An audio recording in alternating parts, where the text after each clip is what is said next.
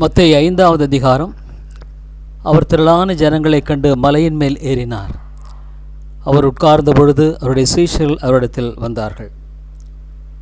அப்பொழுது அவர் தமது வாயை திறந்து அவர்களுக்கு உபதேசித்து சொன்னது என்னவென்றால், ஆவியில் எளிமையுள்ளவர்கள் பாக்கியவான்கள், பரலோராஜ்யம் அவர்களுடையது. துயரப்படுகிறவர்கள் பாக்கியவான்கள், அவர்கள் ஆறுதல் அடைவார்கள்.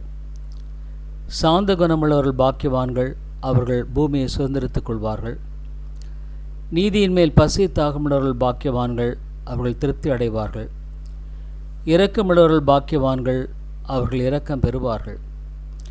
இருதயத்தில் சுத்தமுள்ளவர்கள் பாக்கியவான்கள், அவர்கள் தேவனை தரிசிப்பார்கள். சமாதானம் பண்ணுகிறவர்கள் பாக்கியவான்கள், அவர்கள் தேவனுடைய புத்திரர் எனப்படுவார்கள். நீதி நிமித்தம் துன்பப்படுகிறவர்கள் பாக்கியவான்கள், பரலோராஜ்யம் அவர்களுடையது.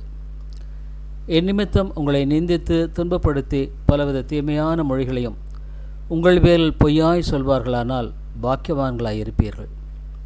சந்தோஷப்பட்டு களி கூறுங்கள், பரலோகத்தில் உங்கள் பலன் மிகுதியாயிருக்கும். உங்களுக்கு முன்னிருந்த தீர்க்கதரிசிகளையும் அப்படியே துன்பப்படுத்தினார்களே. நீங்கள் பூமிக்கு உப்பாயிருக்கிறீர்கள். உப்பானது சாரமற்று போனால் எதினால் சாரமாக்கப்படும்? வெளியே கொட்டப்படுவதற்கும் மனுஷரால் மிதிக்கப்படுவதற்குமே ஒழிய வேறொன்றுக்கும் உதவாது. நீங்கள் உலகத்துக்கு வெளிச்சமாயிருக்கிறீர்கள். மலையின் மேல் இருக்கிற பட்டணம் மறைந்திருக்க மாட்டாது. விளக்கை கொளுத்தி மரக்காலால் மூடி வைக்காமல் விளக்கு தண்டின் மேல் வைப்பார்கள். அப்பொழுது அது வீட்டில் உள்ள யாவருக்கும் வெளிச்சம் கொடுக்கும்.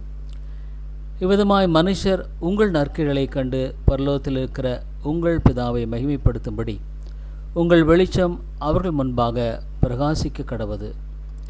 நியாயப்பிரமாணத்தை ஆனாலும் தீர்க்கதரிசனங்களானாலும் அழிக்கிறதற்கு வந்தேன் என்று எண்ணிக்கொள்ளாதேங்கள். அழிக்கிறதற்கு அல்ல, நிறைவேற்றுவதற்கே வந்தேன். வானமும் பூமியும் ஒழிந்து போனாலும் நியாயப்பிரமாணத்தில் உள்ளதெல்லாம் நிறைவேறும் அளவும் அதில் ஒரு சிறு எழுத்தாகிலும் ஒரு எழுத்தின் உறுப்பாகிலும் ஒழிந்து போகாதென்று மெய்யாகவே உங்களுக்கு சொல்லுகிறேன். ஆகையால் இந்த கற்பனைகள் எல்லாவற்றிலும் சிறிதான தொன்றையாகிலும் மீறி அவ்விதமாய் மனுஷருக்கு போதிக்கிறவன் பரலோக ராஜ்யத்தில் எல்லாரிலும் சிறியவன் எனப்படுவான். இவைகளை கை கொண்டு போதிக்கிறவனோ பரலோக ராஜ்யத்தில் பெரியவன் எனப்படுவான்.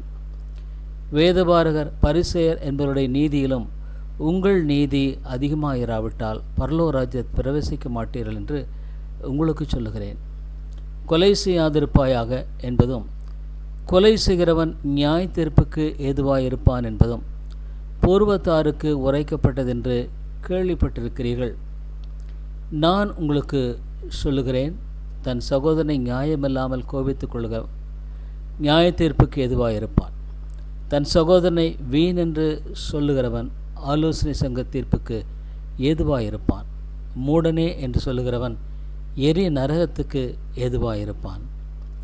ஆகையால் நீ பலிபீடத்தினிடத்தில் உன் காணிக்கையை செலுத்த வந்து உன் பேரில் உன் சகோதரனுக்கு குறை உண்டென்று அங்கே நினைவு கூறுவாயாகில், அங்கேதானே பலிபீடத்தின் முன் உன் காணிக்கையை வைத்துவிட்டு போய் முன்பு உன் சகோதரனோட ஒப்புரவாகி பின்பு வந்து உன் காணிக்கையை செலுத்து.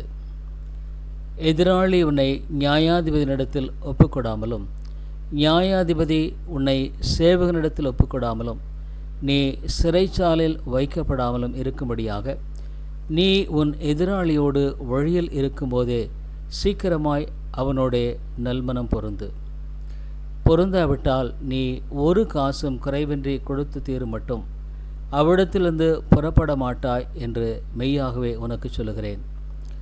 விபச்சாரம் செய்யாதிருப்பாயாக என்பது பூர்வத்தாருக்கு உரைக்கப்பட்டதென்று கேள்விப்பட்டிருக்கிறீர்கள். நான் உங்களுக்கு சொல்லுகிறேன், ஒரு ஸ்திரியை இச்சையோடு பார்க்கிற எவனும் தன் இருதயத்தில் அவளோட விபச்சாரம் செய்தாயிற்று. உன் வலதுகன் உனக்கு இடருண்டாக்கினால் அதை பிடுங்கி எரிந்து போடு. உன் சரீரம் முழுவதும் நரகத்தில் தள்ளப்படுவதை பார்க்கலும் உன் அவயங்களில் ஒன்று கெட்டுப்போவது உனக்கு நலமாயிருக்கும். உன் வலதுகை உனக்கு இடருண்டாக்கினால் அதை தரித்து எரிந்து போடு. உன் சரீரம் முழுவதும் நரகத்தில் தள்ளப்படுவதை பார்க்கலாம் உன் அவயவங்களில் ஒன்று கெட்டுப்போவது உனக்கு நலமாயிருக்கும். தன் மனைவியை தள்ளிவிட எவனும் தள்ளுதற் சீட்டை அவளுக்கு கொடுக்க கடவன் என்று உரைக்கப்பட்டது. நான் உங்களுக்கு சொல்லுகிறேன், வேசித்தன முகாந்தரத்தினால் ஒழிய தன் மனைவியை தள்ளிவிடுகிறவன் அவளை விபச்சாரம் செய்ய பண்ணுகிறவனாயிருப்பான். அப்படி தள்ளிவிடப்பட்டவளை விவாகம் பண்ணுகிறவனும் விபச்சாரம் செய்கிறவனாயிருப்பான். அன்றியும் பொய்யானையிடாமல் உன் ஆணைகளை கர்த்தர் முன்னிலையாய் செலுத்துவாயாக என்று பூர்வத்தாருக்கு உரைக்கப்பட்டதென்று கேள்விப்பட்டிருக்கிறீர்கள். நான் உங்களுக்கு சொல்லுகிறேன், பரிசேதம் சத்தியம் பண்ண வேண்டாம், வானத்தின் பேரில் சத்தியம் பண்ண வேண்டாம், அது தேவனுடைய சிங்காசனம். பூமியின் பேரிலும் சத்தியம் பண்ண வேண்டாம், அது அவருடைய பாதப்படி. எருசலேமின் பேரிலும் சத்தியம் பண்ண வேண்டாம், அது மகாராஜாவினுடைய நகரம். உன் சிரசின் பேரிலும் சத்தியம் பண்ண வேண்டாம், அது அதன் ஒரு மயிரையாவது வெண்மையாக்கவும் கருப்பாக்கவும் உன்னால் கூடாதே. உள்ளதை உள்ளதென்றும் இல்லதை இல்லதென்றும் இல்லை என்றும் சொல்லுங்கள், இல்லாததை இல்லை என்றும் சொல்லுங்கள். இதற்கு மிஞ்சினது தீமையினால் உண்டாயிருக்கும். கண்ணுக்கு கண் பல்லுக்கு பல் என்று உரைக்கப்பட்டதை கேள்விப்பட்டிருக்கிறீர்கள். நான் உங்களுக்கு சொல்லுகிறேன், தீமையோடு எதிர்த்து நிற்க வேண்டாம். ஒருவன் உன்னை வலது கன்னத்தில் அறைந்தால் அவனுக்கு மறு கன்னத்தையும் திருப்பிக் கொடு. உன்னோடு வழக்காடி உன் வஸ்திரத்தை எடுத்துக்கொள்ள வேண்டும் என்றிருக்கிறவனுக்கு உன் அங்கேயும் விட்டுவிடு. ஒருவன் உன்னை 1 மைல் தூரம் வர பலவந்தம் பண்ணினால் அவனோடு 2 மைல் தூரம் போ. உன்னிடத்தில் கேட்கிறவனுக்கு கொடு, உன்னிடத்தில் கடன் வாங்க விரும்புகிறவனுக்கு முகங்கோணாதே.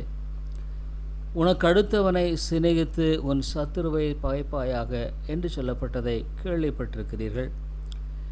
நான் உங்களுக்கு சொல்லுகிறேன், உங்கள் சத்துருக்களை சிநேகியுங்கள், உங்களை சபிக்கிறவர்களை ஆசிர்வதியுங்கள், உங்களை பகைக்கிறவர்களுக்கு நன்மை செய்யுங்கள், உங்களை நிந்திக்கிறவர்களுக்காகவும் உங்களை துன்பப்படுத்துவதற்காகவும் ஜெபம் பண்ணுங்கள்.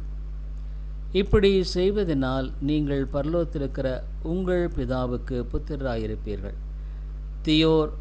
அவர் தீயோர் மேலும் நல்லோர் மேலும் தமது சூரியனை உதிக்க பண்ணி நீதியுள்ளவர்கள் மேலும் அநீதியுள்ளவர்கள் மேலும் மழையை பெய்ய பண்ணுகிறார். உங்களை சிநேகிக்கிறவர்களையே நீங்கள் சிநேகிப்பீர்களானால் உங்களுக்கு பலன் என்ன? ஆயக்காரரும் அப்படியே செய்கிறார்கள் அல்லவா? உங்கள் சௌரை மாத்திரம் வாழ்த்துவீர்களானால் நீங்கள் விசேஷித்து செய்கிறது என்ன? ஆயக்காரரும் அப்படியே செய்கிறார்கள் அல்லவா? ஆகையால் பரலோகத்திலிருக்கிற உங்கள் பிதா பூரண சற்குணனாக இருக்கிறது போல நீங்களும் பூரண சற்குணனாக இருக்க கடவீர்கள். மத்தேயு 6வது அதிகாரம். மனுஷர் காண வேண்டுமென்று அவர்களுக்கு முன்பாக உங்கள் தர்மத்தை செய்யாதபடிக்கு எச்சரிக்கையாயிருங்கள். செய்தால் பரலோகத்திலிருக்கிற உங்கள் பிதாவினிடத்தில் உங்களுக்கு பலனில்லை. ஆகையால் நீ தர்மம் செய்யும்போது மனுஷரால் புகழப்படுவதற்கு மாயக்காரர் ஆலயங்களிலும் வீதிகளிலும் செய்வது போல உனக்கு முன்பாக தாரை ஊதுவியாதே. அவர்கள் தங்கள் பலனை அடைந்து தீர்ந்ததென்று மெய்யாகவே உங்களுக்கு சொல்லுகிறேன். நீயோ தர்மம் செய்யும்போது உன் தர்மம் அந்தரங்கமாக இருப்பதற்கு உன் வலதுகை செய்கிறதை உன் இடதுகை அறியாதிருக்க கடவது. அப்பொழுது அந்தரங்கத்தில் பார்க்கிற உன் பிதாதாமே உனக்கு வெளியரங்கமாய் பலனளிப்பார்.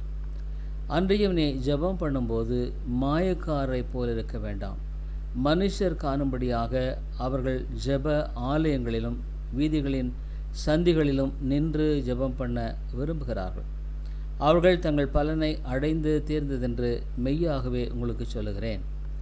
நீயோ ஜெபம் பண்ணும்போது உன் அறை வீட்டுக்குள் பிரவேசித்து உன் கதவை பூட்டி அந்தரங்கத்தில் இருக்கிற உன் பிதாவை நோக்கி ஜெபம் பண்ணு. அப்பொழுது அந்தரங்கத்தில் பார்க்கிற உன் பிதா வெளியரங்கமாய் உனக்கு பலனளிப்பார். அன்றியும் நீங்கள் ஜெபம் பண்ணும்போது அஞ்ஞானிகளைப் போல வீண் வார்த்தைகளை அலப்பாதேயுங்கள். அவர்கள் அதிக வசனிப்பினால் தங்கள் ஜெபம் கேட்கப்படும் என்று நினைக்கிறார்கள். அவர்களைப் போல நீங்கள் செய்யாதிருங்கள். உங்கள் பிதாவை நோக்கி நீங்கள் வேண்டிக் கொள்வதற்கு முன்னமே உங்களுக்கு என்னது தேவை என்று அவர் அறிந்திருக்கிறார். நீங்கள் ஜெபம் பண்ண வேண்டிய விதமாவது, பரமண்டலங்கள் இருக்கிற எங்கள் பிதாவே, உம்முடைய நாமம் பரிசுத்தப்படுவதாக, உம்முடைய ராஜ்யம் வருவதாக, உம்முடைய சித்தம் பரமண்டலத்திலே செய்யப்படுகிறது போல பூமியிலேயும் செய்யப்படுவதாக. எங்களுக்கு வேண்டிய ஆகாரத்தை இன்று எங்களுக்கு தாரும். எங்கள் கடனாளிகளுக்கு நாங்கள் மன்னிக்கிறது போல எங்கள் கடன்களை எங்களுக்கு மன்னியும். எங்களை சோதனைக்குட்பட பண்ணாமல் தீமை நின்று எங்களை ரட்சித்துக் கொள்ளும். ராஜ்யமும் வல்லமையும் மகிமையும் என்றென்றைக்கும் உம்முடையவைகளே, ஆமேன் என்பதே. மனுஷருடைய தப்பிதங்களை நீங்கள் அவர்களுக்கு மன்னித்தால் உங்கள் பரமபிதா உங்களுக்கும் மன்னிப்பார். மனுஷருடைய தப்பிதங்களை நீங்கள் அவர்களுக்கு மன்னியாதிருந்தால் உங்கள் பிதா உங்கள் தப்பிதங்களையும் மன்னியாதிருப்பார். நீங்கள் உபவாசிக்கும்போது மாயக்காரரைப் போல முக வாடலா இராதேயுங்கள். அவர்கள் உபவாசிக்கிறதை மனுஷர் காணும் பொருட்டாக தங்கள் முகங்களை வாட பண்ணுகிறார்கள். அவர்கள் தங்கள் பலனை அடைந்து தீர்ந்ததென்று மெய்யாகவே உங்களுக்கு சொல்லுகிறேன். நீயோ உபவாசிக்கும்போது இந்த உபவாச மனுஷர்களுக்கு காணப்படாமல் அந்தரங்கத்தில் இருக்கிற உன் பிதாவுக்கே காணப்படும்படியாக உன் தலைக்கு எண்ணெய் பூசி உன் முகத்தை கழுவு. அப்பொழுது அந்தரங்கத்தில் பார்க்கிற உன் பிதா உனக்கு வெளியரங்கமாய் பலனளிப்பார். பூமியிலே உங்களுக்கு பொக்கிஷங்களை சேர்த்து வைக்க வேண்டாம். இங்கே பூச்சியும் துருவும் அவைகளை கெடுக்கும். இங்கே திருடரும் கண்ணமிட்டு திருடுவார்கள். பரலோகத்திலே உங்களுக்கு பொக்கிஷங்களை சேர்த்து வையுங்கள். அங்கே பூச்சியாவது திருவாவது கெடுக்கிறதும் இல்லை. அங்கே திருடர் கண்ணமிட்டு திருடுகிறதும் இல்லை. உங்கள் பொக்கிஷம் எங்கே இருக்கிறதோ அங்கே உங்கள் இருதயமும் இருக்கும். கண்ணானது சரீரத்தின் விளக்காய் இருக்கிறது. உன் கண் தெளிவாயிருந்தால் உன் சரீரம் முழுவதும் வெளிச்சமாக இருக்கும். உன் கண் கெட்டதாயிருந்தால் உன் சரீரம் முழுவதும் இருளாயிருக்கும். இப்படி உன்னிலுள்ள வெளிச்சம் இருளாயிருந்தால் அவ்விருள் எவ்வளவு அதிகமாக இருக்கும். 2 எஜமான்களுக்கு ஊழியம் செய்ய ஒருவனாலும் கூடாது. ஒருவனை பகைத்து மற்றவனை சிநேகிப்பான், அல்லது ஒருவனை பற்றி கொண்டு மற்றவனை அசட்டை பண்ணுவான். தேவனுக்கும் உலக பொருளுக்கும் ஊழியம் செய்ய உங்களால் கூடாது. ஆகையால் எண்ணத்தை உண்போம், எண்ணத்தை குடிப்போம் என்று உங்கள் ஜீவனுக்காகவும், எண்ணத்தை உடுப்போம் என்று உங்கள் சரீரத்துக்காகவும் கவலைப்படாதிருங்கள் என்று உங்களுக்கு சொல்லுகிறேன். ஆகாரத்தை பார்க்கலும் ஜீவனும், உடையை பார்க்கலும் சரீரமும் விஷயத்தவைகள் அல்லவா? ஆகாயத்து பட்சிகளை கவனித்து பாருங்கள். அவைகள் விதைக்கிறதுமில்லை, அறுக்கிறதுமில்லை, களஞ்சியங்களில் சேர்த்து வைக்கிறதுமில்லை. அவைகளையும் உங்கள் பரமபிதா பிழைப்பூட்டுகிறார். அவைகளை பார்க்கலும் நீங்கள் விசேஷித்தவர்கள் அல்லவா? கவலைப்படுகிறதுனாலே உங்களில் எவன் தன் சரீர அளவோடு ஒரு முழத்தை கூட்டுவான்? உடைக்காகவும் நீங்கள் கவலைப்படுகிறதென்ன? காட்டு புஷ்பங்கள் எப்படி வளருகிறது என்று கவனித்து பாருங்கள். அவைகள் உழைக்கிறதுமில்லை, நூற்கிறதுமில்லை. என்றாலும் சாலமோன் முதலாய் தன் சர்வ மகிமையிலும் அவைகளில் ஒன்றை போலாகிலும் உடுத்தி இருந்ததில்லை என்று உங்களுக்கு சொல்லுகிறேன். அற்ப விசுவாசிகளே, இன்றைக்கு இருந்து நாளைக்கு அடுப்பிலே போடப்படும் காட்டு புல்லுக்கு தேவன் இவ்விதமாக உடுத்திவித்தால் உங்களுக்கு உடுத்துவிப்பது அதிக நிச்சயமல்லவா? ஆகையால் எண்ணத்தை உண்போம், எண்ணத்தை குடிப்போம், எண்ணத்தை உடுப்போம் என்று கவலைப்படாதிருங்கள். இவைகளையெல்லாம் அஞ்ஞானிகள் நாடி தேடுகிறார்கள். இவைகளெல்லாம் உங்களுக்கு வேண்டியவைகள் என்று உங்கள் பரமபிதா அறிந்திருக்கிறார். முதலாவது தேவனுடைய ராஜ்யத்தையும் அவருடைய நீதியும் தேடுங்கள். அப்பொழுது இவைகளெல்லாம் உங்களுக்கு கூட கொடுக்கப்படும். ஆகையால் நாளைக்காக கவலைப்படாதிருங்கள். நாளைய தினம் தன்னுடையவர்களுக்காக கவலைப்படும். அந்தந்த நாளுக்கு அதினதின் பாடு போதும். மத்தேயு 7வது அதிகாரம். நீங்கள் குற்றவாளிகள் என்று தீர்க்கப்படாதபடிக்கு மற்றவர்களை குற்றவாளிகள் என்று தீர்க்காதிருங்கள். ஏனெனில் நீங்கள் மற்றவர்களை தீர்க்கிற தீர்ப்பின்படியே நீங்களும் தீர்க்கப்படுவீர்கள். நீங்கள் மற்றவர்களுக்கு அளக்கிற அளவின்படியே உங்களுக்கும் அளக்கப்படும். நீ உன் கண்ணில் இருக்கிற உத்தரத்தை உணராமல் உன் சகோதரன் கண்ணில் இருக்கிற துரும்பை பார்க்கிறது என்ன? இதோ உன் கண்ணில் உத்தரம் இருக்கையில் உன் சகோதரனை நோக்கி, நான் உன் கண்ணில் இருக்கும் துரும்பை எடுத்து போடட்டும் என்று நீ சொல்வதெப்படி? மாயக்காரனே, முன்பு உன் கண்ணில் இருக்கிற உத்தரத்தை எடுத்து போடு, பின்பு உன் சகோதரன் கண்ணில் இருக்கிற துரும்பை எடுத்து போட வகை பார்ப்பாய். பரிசுத்தமானதை நாய்களுக்கு கொடாதேயுங்கள். உங்கள் முத்துக்களை பன்றிகள் முன் போடாதேயுங்கள். போட்டால் தங்கள் கால்களால் அவைகளை மிதித்து திரும்பிக் கொண்டு உங்களை பீறி போடும். கேளுங்கள், அப்பொழுது உங்களுக்கு கொடுக்கப்படும். தேடுங்கள், அப்பொழுது கண்டடைவீர்கள். தட்டுங்கள், அப்பொழுது உங்களுக்கு திறக்கப்படும். ஏனென்றால் கேட்கிறவன் எவனும் பெற்றுக்கொள்கிறான், தேடுகிறவன் கண்டடைகிறான், தட்டுகிறவனுக்கு திறக்கப்படும். உங்களில் எந்த மனுஷனானாலும் தன்னிடத்தில் அப்பத்தை கேட்கிற தன் மகனுக்கு கல்லை கொடுப்பானா? மீனை கேட்டால் அவனுக்கு பாம்பை கொடுப்பானா? ஆகையால் பொல்லாதவர்களாகிய நீங்கள் உங்கள் பிள்ளைகளுக்கு நல்ல ஈவுகளை கொடுக்க அறிந்திருக்கும் போது பரலோகத்திலிருக்கிற உங்கள் பிதா தமிழத்தில் வேண்டிக் கொள்வர்களுக்கு நன்மையானவர்களை கொடுப்பது அதிக நிச்சயம் அல்லவா? ஆதலால் மனுஷர் உங்களுக்கு எவைகளை செய்ய விரும்புகிறீர்களோ அவைகளை நீங்களும் அவர்களுக்கு செய்யுங்கள். இதுவே நியாயப்பிரமாணமும் தீர்க்கதரிசனங்களுமாம். இடுக்கமான வாசல் வழியாய் உட்பிரவேசியுங்கள். கேட்டுக்கு போகிற வாசல் விரிவும் வழி விசாலமாயிருக்கிறது, அதன் வழியாய் பிரவேசிக்கிறவர்கள் அநேகர். ஜீவனுக்கு போகிற வாசல் இடுக்கமும் வழி நெருக்கமுமாயிருக்கிறது, அதை கண்டுபிடிக்கிறவர்கள் சிலர். கள்ள தீர்க்கதரிசிகளுக்கு எச்சரிக்கையாயிருங்கள். அவர்கள் ஆட்டுத்தோலை போர்த்து கொண்டு உங்களிடத்தில் வருவார்கள், உங்கள் உள்ளத்திலோ அவர்கள் பட்சிக்கிற ஓநாய்கள். அவருடைய கனிகளினாலே அவர்களை அறிவீர்கள். முட்செடிகளில் திராட்சைப்பழங்களையும் முட்பூண்டுகளில் அத்திப்பழங்களையும் பறிக்கிறார்களா?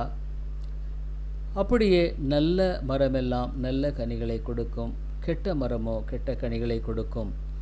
நல்ல மரம் கெட்ட கனிகளை கொடுக்க மாட்டாது, கெட்ட மரம் நல்ல கனிகளை கொடுக்க மாட்டாது. நல்ல கனி கொடாத மரம் எல்லாம் மட்டுண்டு வெட்டுண்டு அக்கினியிலே போடப்படும். ஆதலால் அவர்களுடைய கனிகளினாலே அவர்களை அறிவீர்கள். பரலோகத்தில் இருக்கிற என் பிதாவின் சித்தத்தின்படி செய்கிறவனே பரலோகராஜ்யத்தில் பிரவேசிப்பானே அல்லாமல் என்னை நோக்கி கர்த்தாவே கர்த்தாவே என்று சொல்லுகிறவன் அதில் பிரவேசிப்பதில்லை. அந்நாளில் அநேகர் என்னை நோக்கி கர்த்தாவே கர்த்தாவே, உமது நாமத்தினாலே தீர்க்கதரிசனம் உரைத்தோம் அல்லவா, உமது நாமத்தினாலே பிசாசுகளை துரத்தினோம் அல்லவா, உமது நாமத்தினால் அநேக அற்புதங்களை செய்தோம் அல்லவா என்பார்கள். அப்பொழுது நான் ஒரு காலம் உங்களை அறியவில்லை, அக்கிரம செய்காரே, என்னை விட்டு அகன்று போங்கள் என்று அவளுக்கு சொல்லுவேன். ஆகையால் நான் சொல்லிய இந்த வார்த்தைகளை கேட்டு இவைகளின்படி செய்கிறவன் எவனோ அவனை கன்மலையின் மேல் தன் வீட்டை கட்டின புத்தியுள்ள மனுஷனுக்கு ஒப்பிடுவேன். பெருமழை சொரிந்து பெருவெள்ளம் வந்து காற்று அடித்து அந்த வீட்டின் மேல் மோதியும் அது விழவில்லை, ஏனென்றால் அது கன்மலையின் மேல் அஸ்திபாரம் போடப்பட்டிருந்தது. நான் சொல்லிய இந்த வார்த்தைகளை கேட்டு இவைகளின்படி செய்யாதிருக்கிறவன் எவனோ அவன் தன் வீட்டை மணலின் மேல் கட்டின புத்தியில்லாத மனுஷனுக்கு ஒப்பிடப்படுவான். பெருமழை சொரிந்து பெருவெள்ளம் வந்து காற்று அடித்து அந்த வீட்டின் மேல் மோதின போது அது விழுந்து முழுவதும் அழிந்தது என்றார். இயேசு இந்த வார்த்தைகளை சொல்லி முடித்தபோது அவர் வேதபாரகரைப் போல் போதியாமல் அதிகாரமுடையவராய் அவர்களுக்கு போதித்தபடியால் ஜனங்கள் அவருடைய போதத்தை குறித்து ஆச்சரியப்பட்டார்கள்.